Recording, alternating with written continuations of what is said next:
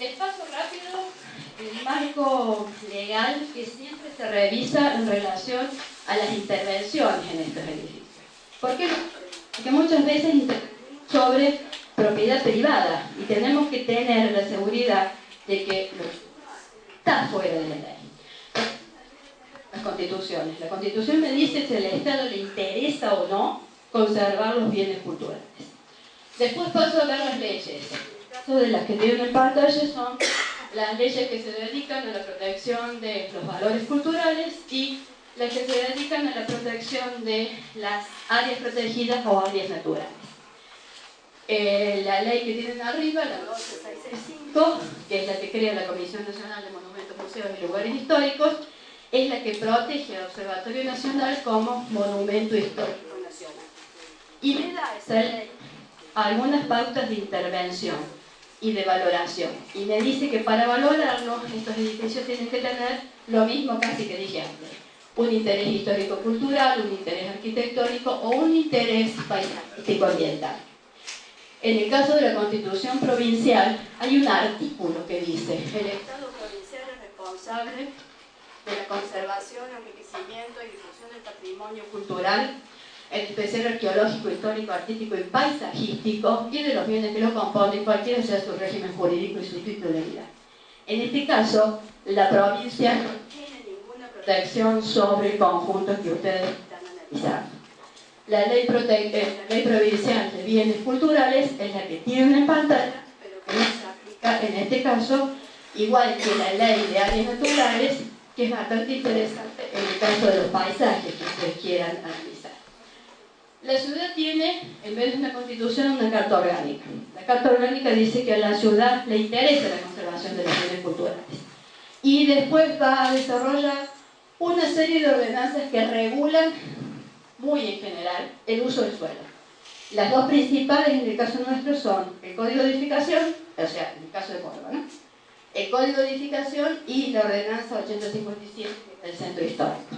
Ninguna de estas dos, el Código de Edificación sí, pero el 857 no afecta el área que ustedes están analizando.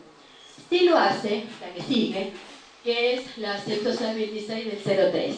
Esta que dice: ¿qué es lo que el municipio va a proteger? Que son aquellos bienes que tienen interés municipal y componentes del patrimonio arquitectónico urbanístico, y en el caso del observatorio es de interés municipal. Y también les da una serie de definición de términos que lo pueden llegar a usar. La 11.190 es la que les dice cuáles son las definiciones de eso que ustedes van a intervenir. En este caso es la definición de bien cultural. Aquellos inmuebles y lugares cuyos valores, y por eso desarrollo todos los valores. Porque la ordenanza le dice solamente valores, no le dice todo lo que tiene que hacer en función de la ordenanza. Esta ordenanza en particular indica que existen áreas de protección del patrimonio y plantea una serie de anexos gráficos. Quiero llegar a eso. La otra, que es la 11.190 del 06, puede desarrollar esta vez, ya en el 2006, los criterios de categorización. Las categorías que se aplican, en el caso del observatorio es la media, tiene un valor singular arquitectónico urbano ambiental, y me dice cuál es la protección que va a aplicar. Esta ordenanza es la que tiene el catálogo de bienes culturales. Paso esa y voy a esa. Esa es la protección media. En este caso tiene un valor singular, arquitectónico y urbano y ambiental. Su nivel de protección es parcial. La ordenanza no ha llegado a definir cuál es ese nivel de protección parcial. Y lo que voy a proteger sobre todo es la función y la morfología y lo que está en relación con lo constructivo. Si van a la ordenanza que tiene los gráficos, que es la que tienen puesta ahora en pantalla, ahí tienen el observatorio, que es el cuadrado que tiene en medio, una relación con otra área especial, que es la de Güemes, y una relación con la parte de los pasajes, creo que tienen acá arriba. Esta ordenanza, que es la que tengo acá, la 11.190, que es la última que les mostré en texto, Lo que dice es que cada una de estas áreas, que son áreas de protección del patrimonio, tienen que tener una propuesta de plan de intervención antes de hacer cualquier cosa. ¿Sí? No dice exactamente qué es lo que tenés que hacer. Dice que tenés que presentar una propuesta antes de intervenir.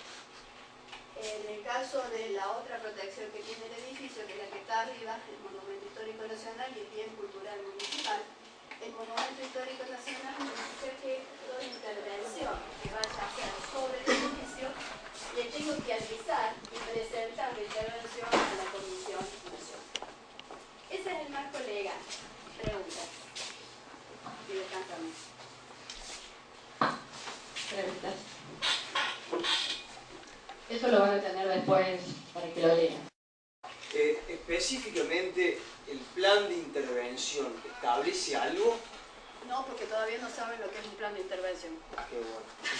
Decíselo fuerte todo con el micrófono, ¿viste? Porque... No, porque todavía no saben lo que es un plan de intervención.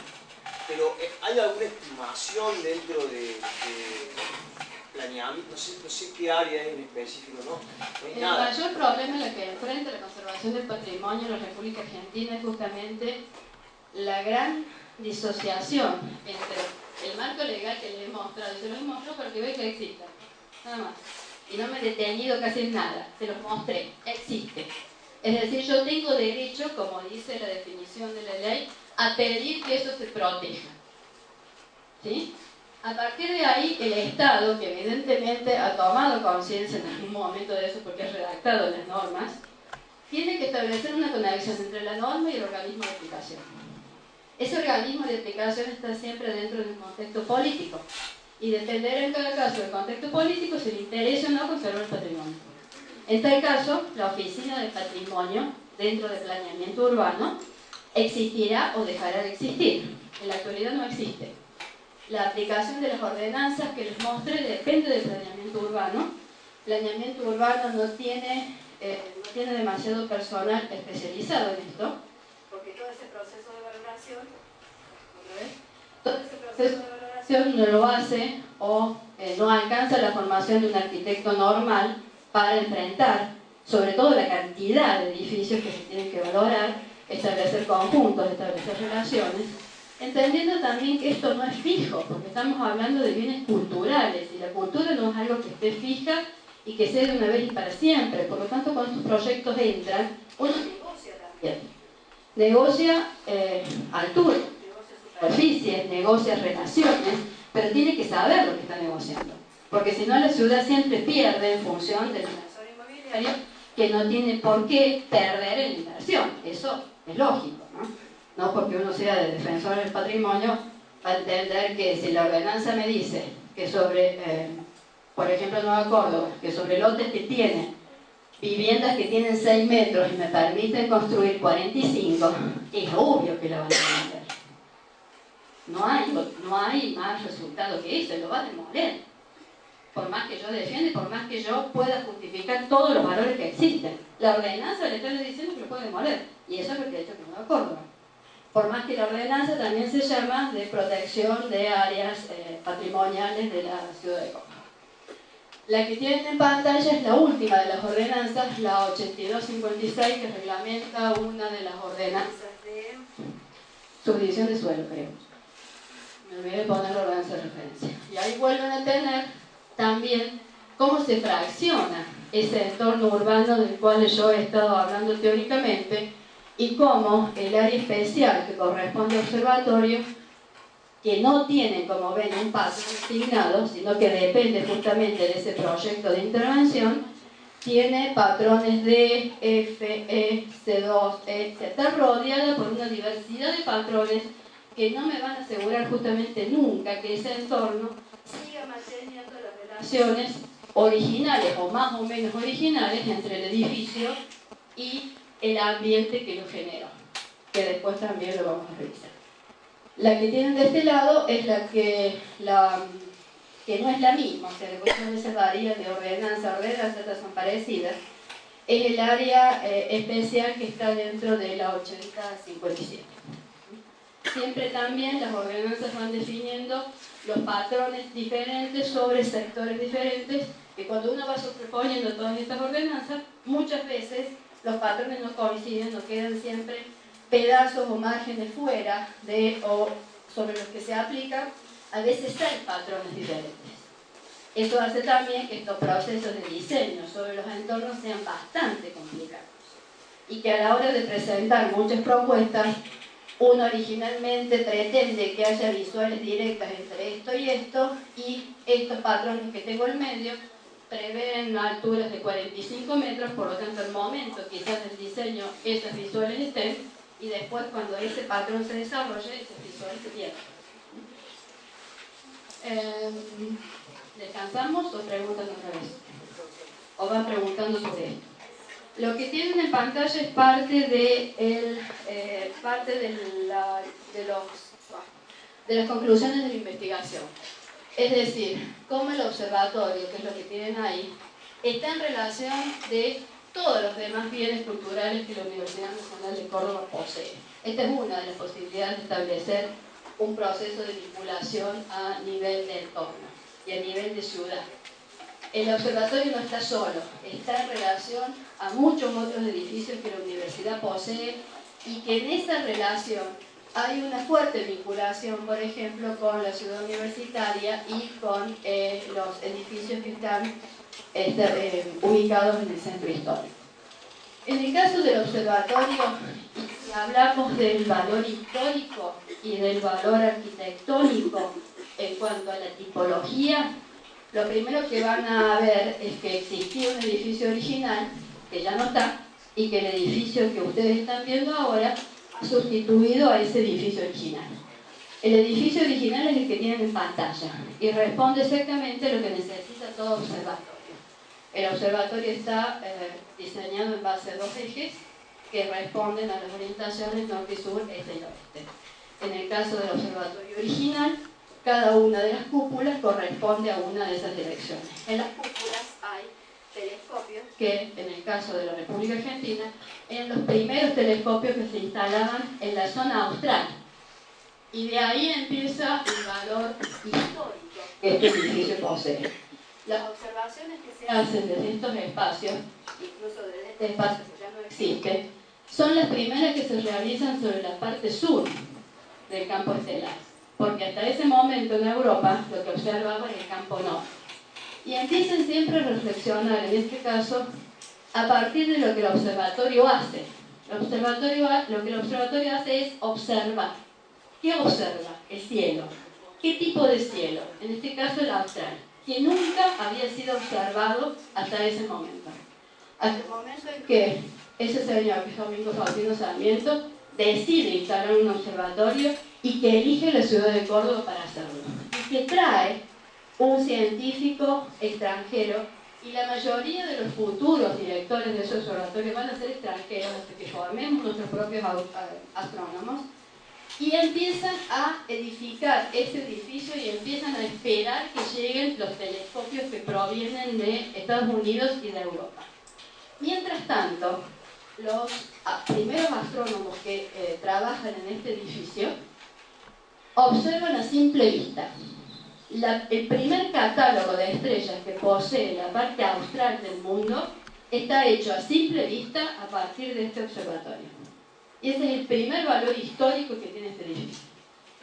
El edificio que ven en pantalla, y no creo que alcancen a ver el corte, en realidad el corte está mal dibujado, apoya los instrumentos de observación que son muy sensibles al movimiento, por lo tanto tienen que estar muy bien apoyados, sobre elementos que son de hormigón o de mampostería completa, de mampostería completa, que están acá y acá, y en cada una de las cuatro cúpulas.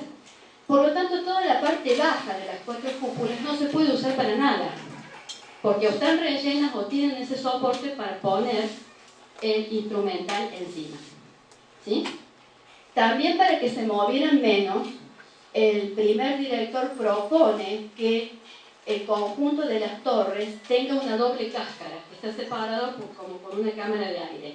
En la cáscara interna, en el muro interno, se apoya el instrumental, en el muro externo se apoya la cubierta del edificio. De esa manera reduce la vibración del edificio. Y esa es una innovación respecto al resto de los observatorios que se venían construyendo. Ese es uno de los valores que va a tener este primer edificio. Como ven, la resolución morfológica y del lenguaje prácticamente no les interesa para nada. Esto es para observar, para trabajar y no tiene ninguna función en cuanto a la estética. Y en la foto original están viendo la casa de los ayudantes de los primeros directores. Este edificio va a empezar a desaparecer hacia 1914 y el segundo edificio se va a completar entre 1929 y 1940. Y en esa cuestión de observar es donde quizás puedan encontrar más recursos de diseño, porque el observatorio está hecho para observar y está ubicado en un lugar desde el cual se podía observar Córdoba, que es el dibujo que ustedes tienen abajo, realizado también con observación directa por los astrónomos de ese momento, y es así como se veía Córdoba en ese momento, y estas son las barrancas que continúan acá y el observatorio está allá arriba. No hay nada entre el observatorio y Córdoba. Por lo tanto, las condiciones de observación eran perfectas, porque no había luces, porque no había nada que impidiera la observación directa al cielo. Esa relación entre el observatorio y la ciudad, ahora obviamente ya no existe más. No puedo mirar directamente desde el observatorio hacia el centro, salvo que me suba a la azotea y sí, alguna visual técnica. Pero lo importante es detenerse en pensar justamente para qué sirve el edificio, en función de qué ha nacido la tipología, para observar fenómenos celestes. ¿Cuáles fenómenos celestes observó? Desde los primeros, pero sobre todo los primeros en este campo austral. Y primero los observó a simple vista, sin ningún tipo de recurso técnico. Después los hizo con los mejores recursos técnicos que pudo obtener en su época. Si lo comparan con edificios de su época, lo que tienen en pantalla es el Observatorio de La Plata. El Observatorio de La Plata, como ven, tiene una resolución morfológica mucho más importante. ¿Por qué? A ver si sale. Porque era una capital, ¿sí? Porque era la ciudad nueva del siglo XIX. Por lo tanto, su observatorio es un observatorio que va a tener todos los edificios necesarios para esa función que era observar, pero además, como están viendo, este es el edificio central. Todas las cúpulas están sueltas, o sea que cada cúpula tiene su propio edificio, mientras que el nuestro lo que hace es concentrar las 4 cúpulas en un solo edificio. Por eso la tipología también es diferente y va a tener que resolver otros problemas diferentes. La resolución morfológica de los edificios de La Plata son realmente fantásticas y lo que están viendo en este edificio es por donde pasa el meridiano. A partir de ahí se realizan las observaciones y se realizan las mediciones. Siempre los observatorios tienen un meridiano marcado, en el caso del nuestro lo tiene en el pasillo central. Esa sería, más o menos, seguramente ya lo han visto esa aerofoto, una transición entre el edificio original y el edificio que se va construyendo en las primeras décadas, en los primeros años del 20. Pero también pueden ver cómo todavía el entorno no tiene absolutamente nada y se van ubicando otros elementos que no hacen directamente la observación, sino la residencia de los que trabajaban en ese lugar, cosa que La Plata no tiene, porque tienen las viviendas cerca, mientras que acá hay que traer observadores, astrónomos desde lejos, la mayoría de ellos extranjeros, que viven dentro de este predio. Por eso nace la primera casita, que es la que ustedes ven en la entrada. Esta es la entrada. Esta es la entrada desde la parte alta y el edificio ahora se da vuelta y mira hacia la ciudad de esta forma. Esta es la parte del sector meteorológico y están viendo el borde del conjunto que pasa por ahí, la primera vivienda, la segunda vivienda y la tercera vivienda que se va a ubicar en este sector. Un italianizante muy austero, que es esa casa que todos quieren demoler, cuyo valor principal es ser la residencia de las primeras astrónomas del país. El segundo es una vivienda italianizante que tiene un poco más de atractivo en cuanto a lo morfológico. El tercero es un chalecito que está ubicado en este sector, que también sirve para vivienda de guarda y para residencia de astrónomos. Y después se va a ubicar otro conjunto que acá todavía no está, obviamente, porque estamos en el 29, que va a corresponder en secuencia, lo estoy haciendo más o menos en forma cronológica, a una intervención de la época de Perón. Son dos conjuntos de estilo de lenguaje californiano. Me olvidé en la primera época, cuando estaba la casa del director, la casa de los ayudantes, las caballerizas que estaban en este sector, por la simple razón de que entre esto y Córdoba había que ir en carros, había que ir no en taxi, no existía.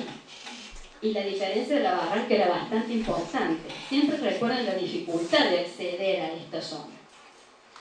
Después se edifica otro sector en la esquina y lo que ustedes han visto ya como residencia y salas, oficinas que se dedican a la relación con CONICET, que están en este sector, que ya son postmodernas. Más una serie de edificaciones de los años 70 que se ubican en este sector y que son mucho más técnicas y que están dedicadas a la recuperación o a la construcción de todas las instalaciones en cuanto a equipamiento que requería tanto el edificio central como Bosque Alegre, que se empieza a construir a partir de los años 40. Bosque Alegre, ¿por qué se empieza a construir? Porque la observación desde este sector, por las luces que tiene la ciudad, ya no es tan directa y ya no es tan buena. Por lo tanto, hay que volver a salir a una zona rural para tener una mejor relación en cuanto a la iluminación nocturna. Esas son algunas de las imágenes que ustedes ya habrán visto en el recorrido. Sí. ¿Podés volver una? Yo no, pero vos sí. La parte del Observatorio Meteorológico Nacional, ya en ese momento, en el 99, ya funcionaba en ese estado. Originalmente depende de... Originalmente depende del observatorio. Eso también es singular. La Oficina Meteorológica Nacional, en el caso de la nuestra, es la primera que da la hora oficial. Y es la primera que, con un aparatito que obviamente no sé cómo se llama, establece las longitudes de cada una de las ciudades argentinas. Es la primera que las ubica en el mapa. Así que el trabajo que hacen los científicos dentro de estos espacios es invaluable. Sobre todo si se tienen en cuenta las relaciones tecnológicas que tenían en la época y que esta gente salía al campo a medir muchas veces y después establecía esas relaciones de puntos que había tomado con los mapas que se iban confeccionando en la región.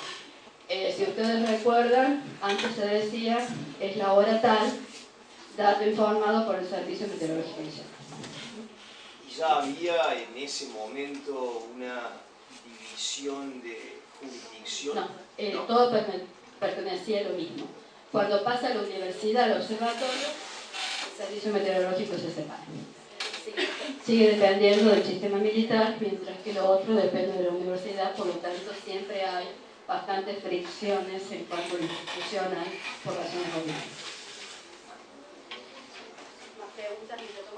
Pero sí se ve como una separación, digamos, en esa foto, por lo menos aérea, se ve como hay un límite marcado entre, por lo menos eso veo. Sí, que era más, por lo que vimos, era más vegetal, mientras que ahora hay alambres al poste y hay una construcción netamente separada.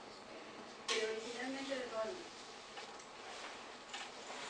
Y esa foto ya es del 29, o sea que las dos instituciones funcionan juntas y puede que además el edificio está en construcción, está completo, y puede que varias de las actividades en el edificio original se estén dando en el otro. Yo tengo otra pregunta. ¿En qué año se hace la Universidad de la Toledo? ¿Se hace la? Se divide los laboratorios de la universidad y... A partir del año, lo tengo anotado por ahí, de ese año me acuerdo. Tengo otra pregunta, Rebeca. Hay actualmente, cuando uno mira la foto satelital, hay un trazado interior, algo así como más orgánico, hacia los costados del edificio. Pero en estas fotos no está. Lo que sí se ve es que acá hay un eje. Ese eje, que tiene incluso arbolitos de este lado, ¿qué serían? Coníferas, bien. Tiene otra plantación bastante incipiente en este otro sector, que es ese dibujito que aparece inicialmente, que tomado de una foto del arquitecto Gallardo. Este eje evidentemente estaba marcado, porque el edificio original mira para aquel lado, en realidad mira para los cuatro lados. Tiene un pórtico que parece que mirara para aquel lado, pero mira para los cuatro lados. Mientras que la resolución de este edificio mira francamente hacia la ciudad. Lo que nosotros llamamos la fachada principal, porque es la que siempre vemos que es esta, en realidad la fachada principal es esta, que es la que tiene mayor desarrollo ornamental. Mientras que este parque parece siempre bastante limpio. En cambio, el parque de la Universidad de La Plata tiene un planteo de tallos. Eso tiene más valor en el caso de en este caso no se puede decir que tenga un planteo de tallos, aunque es frecuente que estos edificios del siglo XIX tengan algún desarrollo. Sí, sería obvio pensar que de tener desarrollo lo hubiera tenido mucho más orgánico, ¿no? Que no hubiera sido tan estructurado. Lo estructurado sí o sí es esto, este oeste norte sur. En cuanto a la espacialidad, fíjense ya la planta del edificio actual. La planta del edificio actual lo que hace es mantener este oeste, norte y sur, e ir mudando las cúpulas que tenía acá a las cuatro esquinas. En este caso lo que plantea y lo que pide el nuevo director del observatorio es poder usar los espacios inferiores de las torres. Entonces se lo construye con un sistema de hormigón armado, que es el que soporta la parte de la instalación de los instrumentales que van en la cúpula. Y ahí ven cómo la tecnología va acompañando lo que piden los científicos. Y ese es posiblemente el mayor valor que tenga el edificio. Cómo se va a ir a través del tiempo adecuando a lo que los científicos le van pidiendo. Este sería el eje norte-sur, que tiene un espacio interior-exterior, interior-exterior, un espacio intermedio del hall que están viendo en este sector. Paso y me encuentro con el eje este-oeste y vuelvo a hacer el mismo recorrido para el otro lado. Es decir, que acá rápidamente puedo atravesar ese edificio, pero además lo conecto con el eje principal del predio y se conecta también con la visual directa de la ciudad. Están viendo que la morfología de esto es muy simple, solamente entrantes y salientes entre un volumen en cruz que está rematado en las cuatro esquinas por las cúpulas y que tiene algunos elementos neocoloniales, mientras que el porche es más o menos neoclásico.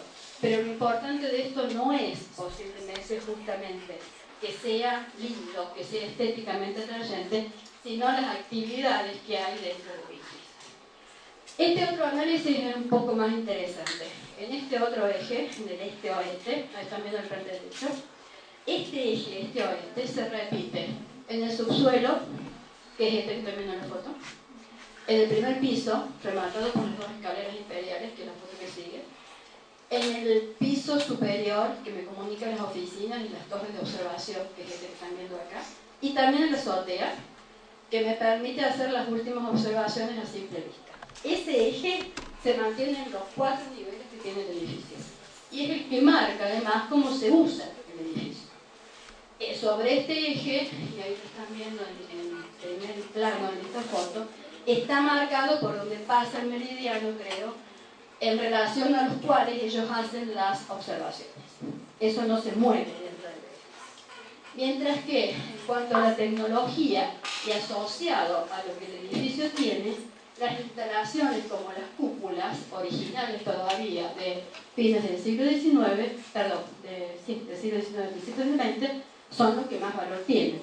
Estas son los mismos instrumentales con los que estos científicos hicieron todas las mediciones, más de 1 millón en algunos casos, para poder establecer los catálogos estelares que todavía se siguen usando.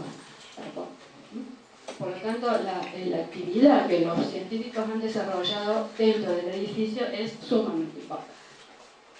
¿Se entiende cómo se analiza el edificio? ¿Preguntas? ¿Ninguna? ¿Puedo seguir hablando yo? ¿Está? La última parte sería,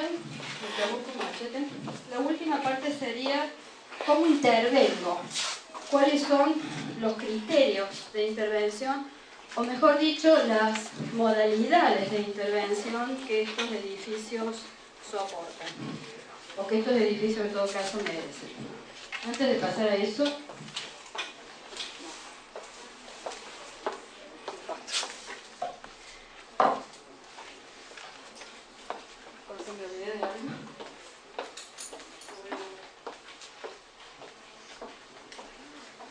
a ver qué les dije todo. El principal valor histórico sería ser el primer observatorio nacional, fundado por el presidente de la Nación y al mando de uno de los mejores científicos que fue Benjamin Mull en ese momento.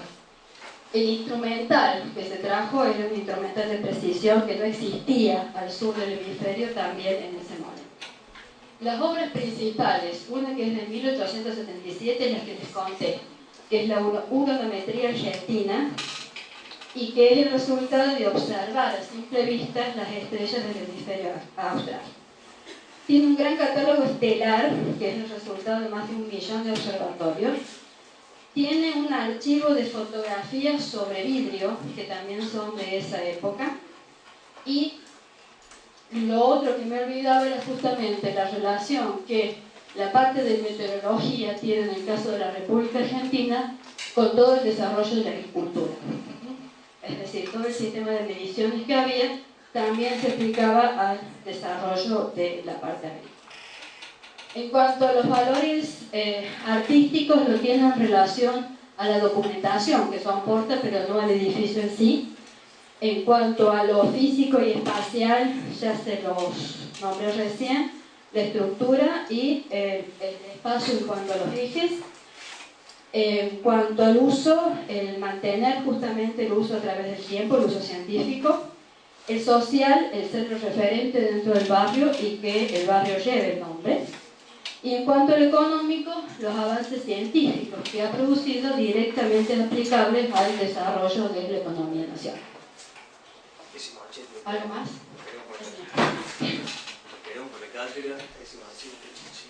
¿Alguna duda de eso? Si ustedes dudan de eso, el diseño va para otro lado. Y ahí está ya una parte que es parte del profesional. Uno adopta esto y lo hace en función de esto, o no lo adopta y hace otra cosa. ¿Se entiende esa parte? Si yo lo adopto y me enfoco en esto, estoy interviniendo en edificios patrimoniales con cierto respeto o con el respeto que merecen en el marco legal que mostré. Esa es una postura. La otra es hacer exactamente lo contrario. Lo que se les pide es que hacer exactamente lo contrario no lo llamen restauración del patrimonio. Por favor. ¿Sí? Como frecuentemente aparece en diarios, revistas, etc., incluso en ediciones de cosas que no son restauración. O sea, no respetan nada de lo que yo dije antes. ¿Pregunta?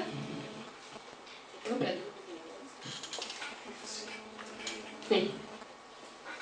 Una pregunta sobre la relación que tiene el edificio de observatorio con el auditorio que construyeron allá. Eso es lo que dije recién. No lo miró el edificio, no leyó el entorno, lo puso. Ya está. La pregunta sería si, o sea, porque yo me imagino que está mal, y cómo, si la única respuesta es demolerlo, si no sé cómo es la solución, si hay que demolerlo, hay otra alternativa posible. Y la alternativa posible es justamente lo que nos ayuda a hacer la cátedra de paisaje. Los rodeamos de árboles y tratamos de que no se vea. Que es lo que frecuentemente solemos hacer con lo que... el edificio está autorizado, está construido. No es sustentable entrar a demoler edificios. tendría que tener, en el caso de la propuesta de ustedes, ver cómo relacionan ese edificio que ya existe y lo hacen más amigable con una propuesta que tome al edificio como referente del diseño. En el caso de los diseños que se hacen a partir de edificios monumentales o de bienes culturales, lo que manda es ese edificio. Y no puedo hacer nada que me opaque la presencia que ese edificio tenga en el entorno, que es justamente lo que hace la intervención del edificio municipal en ese caso.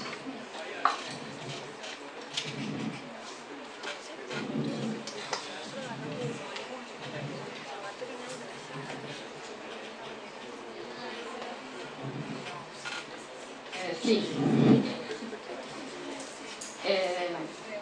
Pero no tiene la misma escala de valoración. Después pienso algo que esté más parecido al sistema. No se escuchó la pregunta, no sé si... Lo que me pregunto es si yo me acuerdo de algún ejemplo en donde un edificio tan invasivo como la construcción de esta oficina municipal, que es el control del ambiente, monitoreo del ambiente, observatorio ambiental, esté tan cerca del monumento. Sí, pero el que me acuerdo ahora, el edificio monumental tiene mucho mayor valor que el observatorio, entonces no lo puedo comparar tan fácil. Pero yo me voy a acordar de algunos, se los digo, si no se los mando después. La última partecita es cuando intervengo. ¿Qué tengo que tener en cuenta cuando intervengo? Las actitudes justamente frente al bien cultural. Las actitudes pueden ser la de conservación, como les dije antes, es decir, lo que me lleva a respetar el edificio en el marco legal y teórico que se ha desarrollado recién. Y en el otro, la renovación, que implica la sustitución de esos valores y hacer otra cosa, que es totalmente válido como en la intervención de restauración. Lo único que se pide es que esto no se llame protección del patrimonio. Ustedes frecuentemente van a ver cómo los titulares de los diarios dicen: el gobierno propone la renovación del centro histórico.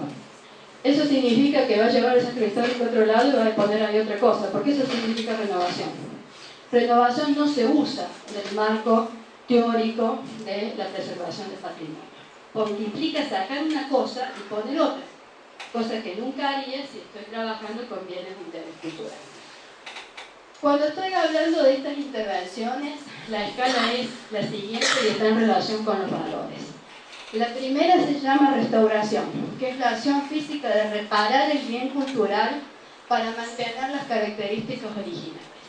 Esto se hace sobre todo y solamente cuando el edificio tiene tal valor, como lo que están viendo en pantalla, por ejemplo, las ruinas de Pompeya, que no puedo agregar ni sacar nada. Y en el caso de agregarlo, que es lo que tengo abajo, se llama reconstrucción o anastilosis, y solo lo puedo hacer cuando yo tengo las piedras al pie del edificio y después de un estudio sé que esas piedras son originales del edificio y las puedo volver a colocar en el mismo lugar. Todo lo diferente que haga de eso se llama falso histórico y no corresponde porque dejo de leer el documento como era originalmente. Una de las premisas en los diseños de conservación del patrimonio es que yo no puedo inventar. La hipótesis llega hasta donde llega mi documentación. Siempre me manejo con documentación. Si el documento me dice dónde estaba, sí lo puedo volver a poner. Si no tengo documento, yo estoy inventando, por lo tanto no corresponde. El edificio del observatorio, si bien es un monumento histórico nacional, no exige demasiada restauración, primero por los materiales que se han usado. Segundo, porque no tiene demasiadas intervenciones que hayan modificado el edificio terminado hacia fines de los años 40. Y tercero, porque tengo toda la documentación que me asegura que el edificio es tal cual está. O sea que lo que tengo que hacer es mantener el edificio tal cual está, asegurando que tenga un mantenimiento, que es lo más difícil que hay de hacer en este país, y que de vez en cuando lo limpien, que en este caso sucede. La que sigue es lo que corresponde al resto de los bienes culturales, en función de la valoración que yo haya hecho. Y se llama intervención. Son las diversas acciones que aseguran la permanencia y puesta en valor del bien como documento físico que se debe decidir a partir de una investigación previa, y los términos para definir estas acciones son diversos y pueden ser tantos como los que ustedes han escuchado a lo largo del tiempo: rehabilitación, reestructuración, rescate, refuncionalización, etc. Esto siempre depende de trabajar con